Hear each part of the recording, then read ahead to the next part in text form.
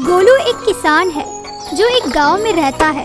पिछले वर्ष की तुलना में उसे पिछले वर्ष अधिक फसल उगदान हुआ। फसल को बाजार में बेचकर उसने खूब पैसा कमाया।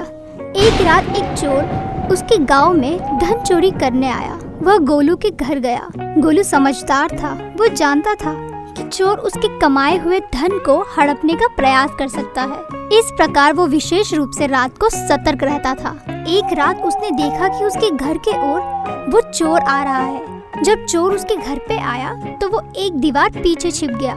गोलू जानता था कि चोर बाहर छिपा है, इसलिए वह ऊंची आवाज में कहने लगा, भगवान आपको बहुत शुक्रिया, मैंने इस साल बहुत पैसा कमाया, पर कोई नहीं जानता कि मैंने उसे कुएं के पास आम के पेड़ के नीचे रखा है। जब चोर ने ये सुना तो उसने सोचा कि गोलू ने उसका काम आसान कर दिया और अब वो सारे पैसे गोलू के चुरा लेगा। गोलू ने ये सब देखा और राहत की सांस ली कि अब वो संपत्ति सुरक्षित है।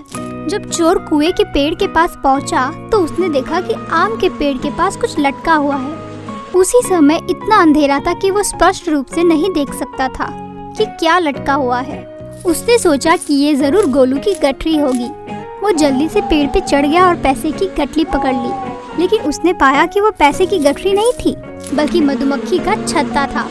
उसे एहसास हुआ कि गोलू ने उसे बेवकूफ बनाया है और अब उसने मधुमक्खियों को भी बहुत क्रोधित कर दिया।